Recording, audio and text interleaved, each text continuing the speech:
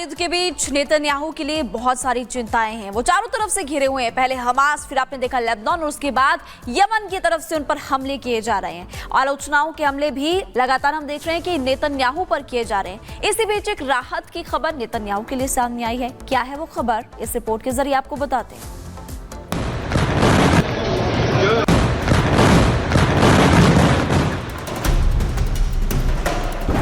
चारों तरफ से युद्ध की आग में घिरे इजराइल को मदद पहुंचाने वाले कई देश हो सकते हैं, लेकिन इस समय नेतन्याहू को जिस चीज की सबसे ज्यादा जरूरत है वो है अपने ही लोगों का साथ। और इस मुश्किल वक्त में नेतन्याहू को उस नेता का साथ मिला जिनकी जिम्मेदारी उनकी आलोचना करने की थी। विपक्षी नेता गिडोन सार नेतन्याहू सरकार में शामिल हो जाएंगे। गिडोन सार ने सरकार में शामिल करने पर नेतन्याहू का आभार जताया। गिडोन सार को अनुभव और योग्यता के जरिए सरकार के काम में योगदान देने का आग्रह किया था।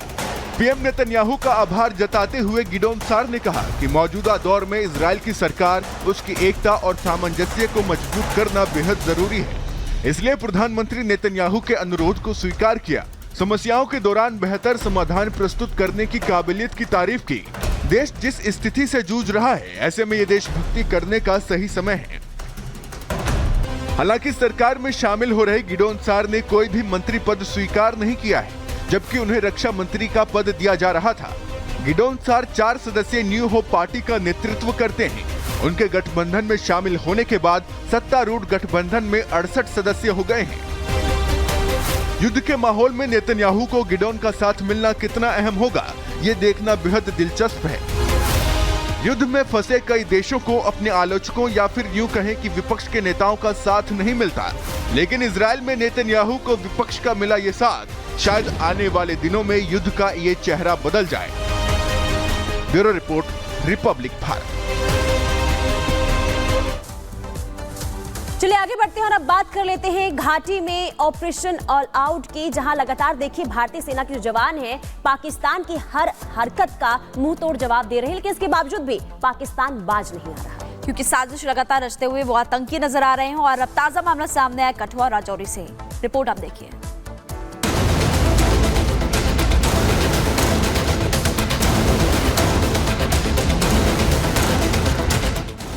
आतंक पर बड़ी चोट, घाटी में ऑपरेशन ऑल आउट।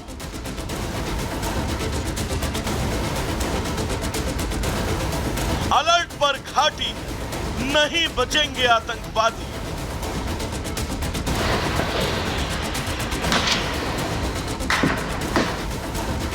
कठुआ और राजौरी की तस्वीरें ये बताने के लिए काफी हैं कि घाटी में अब आतंक के खिलाफ भारतीय सेना किस कदर सतर्क है और लगातार एक्शन जारी है। आतंकियों के सफाई के लिए खूंखार कमांडो की खास फौज घाटी में उतर गई है। भारतीय सेना के जाबाज जवान जंगलों में छुपे एक एक दहशतगर्द को चुन चुन कर खत्म कर रहे हैं। राजौरी के थाना मंडी इलाके में बीती शाम एक बार फिर सेना और आतंकियों का आमना सामना हुआ। सेना को गुप्त सूत्रों से जानकारी मिली कि इलाके में कुछ संदिग्धों की मौजूदगी है। जानकारी मिलने के बाद सुरक्षा बलों ने इलाके में सर्च ऑपरेशन शुरू किया। इसी दौरान आतंकियों ने उन पर फायरिंग कर दी, जिसके बाद सेना ने पूरे इलाके को सील कर दिया और दोनों तरफ से रुक रुक कर फायरिंग जारी है। राजौरी के थाना मंडी इलाके में लश्कर के 2 से 3 आतंकवादी घिरे हैं। जम्मू में 24 घंटे में ये दूसरी मुठभेड़ है। वहीं कठुआ में भी पिछले 24 घंटे से लगातार एनकाउंटर जारी है। सुरक्षा बलों ने मुठभेड़ में एक दहशतगर्द को ढेर कर दिया। इस ऑपरेशन में जम्मू कश्मीर पुलिस का एक जवान भी शहीद हुआ। जब कठुआ में आतंकवादियों के होने की सूचना मिली तो वहां पर जितने सुरक्षा बल है उन सब ने उस इलाके में घेरा डाला, सर्च की, और जब आतंकवादियों से आमना सामना हुआ तो बशीर ने अपनी शहादत दी। उसने एक आतंकवादी को भी मारा और एक्सचेंज ऑफ फायर में उसको गोली लगी और उसकी शहादत हुई। आतंकियों को खींच इस बात को लेकर है कि जम्मू कश्मीर में आखिर शांति से चुनाव कैसे हो रहे हैं। यही वजह है कि दहशतगर्द घाटी में अशांति फैलाने की कोशिश कर रहे हैं। थर्ड फेज के लिए सारे पुख्ता इंतजाम किए गए हैं सिक्योरिटी के, और इसमें जो एडिशनल डिप्लॉयमेंट्स हैं, क्यूआरटीज हैं, उनका सबका इंतजाम रखा गया है। और जो हमारे आतंकवादियों के खिलाफ हमारे ऑपरेशंस हैं वो भी लगातार जारी है ताकि ये पीसफुल रहे। भले ही आतंकी घाटी में शांति को भंग करने की फिराक में हो, लेकिन भारतीय सेना और हमारे जवान चप्पे चप्पे पर मुस्तैद हैं। बॉर्डर इलाकों में सुरक्षा बलों ने चौकसी बढ़ा दी है। सभी चौकियों पर अतिरिक्त टुकड़ियों की तैनाती के निर्देश हैं। सभी आने जाने वाली गाड़ियों पर नजर रखी जा रही है। Bureau report, Republic Bharat.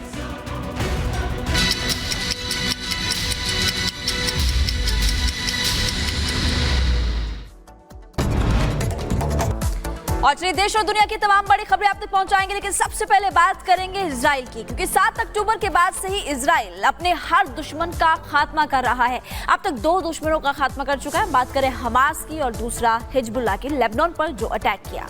बिल्कुल, देखिए हिजबुल्लाह के चीफ को कब्र तक पहुंचाने के बाद अब इजराइल ने अपने तीसरे दुश्मन की घेराबंदी कर दी है। और इजराइल का ये तीसरा दुश्मन वो है जिसने गाजा युद्ध के दौरान इजराइल के कई इलाकों में सबसे ज्यादा नुकसान पहुंचाया था। रिपोर्ट के जरिए आपको दिखाते हैं।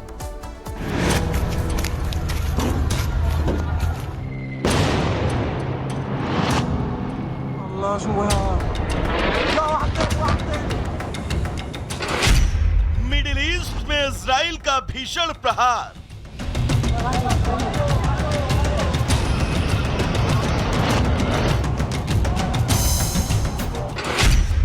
हमास और हिजबुल्लाह पूरी तरह खाक।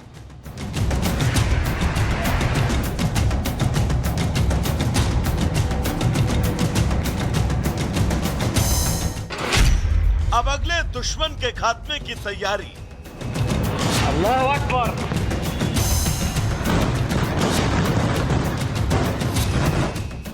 दो दिन पहले यूएनजीए में नेतन्याहू ने साफ कह दिया था कि इजराइल पर हमला करने वाला या उस पर हमला करने की प्लानिंग करने वाला कोई भी नहीं बचेगा। और अब तक गाजा और लेबनान में जो कुछ हुआ है उसकी तस्वीरें नेतन्याहू की बात को साबित करती हैं। हमास और हिजबुल्लाह जैसे संगठन लगभग खत्म हो चुके हैं। इजराइल ने हिजबुल्लाह का वो हाल किया है कि वो पूरा संगठन ही बिना कमांडर के हो गया। और गाजा तो अब सिर्फ हमास के कब्रिस्तान के तौर पर जाना जाता है।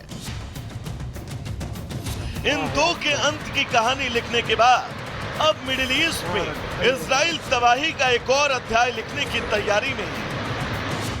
तीसरे अध्याय में इजराइल के निशाने पर है यमन, वो यमन जिसने हमास के साथ मिलकर इजराइल के कई इलाकों पर तबाही का तांडव किया था। हमास और हिजबुल्लाह का हिसाब करने के बाद इजराइल ने अपनी तोपों को यमन की ओर मोड़ दिया है। रविवार को यमन के कुछ इलाकों में इजरायली बमों की बारिश भी हुई। हैरानी की बात तो यह है कि हसन नसरल्लाह की मौत के ठीक एक दिन बाद रविवार को इजराइल ने यमन के बंदरगाह पर जबरदस्त एयर स्ट्राइक की। यही नहीं, जिस इलाके में इजराइल ने धमाके किए वो इलाका इजराइल की राजधानी तेल अवीव से 1800 किलोमीटर दूर है। इन हमलों में सैकड़ों की संख्या में हूती विद्रोही घायल हुए हैं। पिछले कई साल से हूती विद्रोही के कब्जे में हैं। हूती विद्रोही इस बंदरगाह का इस्तेमाल ईरान से हथियारों की तस्करी में करते हैं। इजराइल ने यह हवाई हमला हूती विद्रोहियों के हालिया ड्रोन और मिसाइल हमलों के बाद किया। यमन को दहलाने की जो तस्वीरें दिखाई दे रही हैं, उससे तो कम से कम यही लग रहा है कि ये हमला आने वाले तूफान की छोटी सी आहट है। लेकिन आने वाला तूफान कितना भयानक होगा ये कहना फिलहाल मुश्किल है।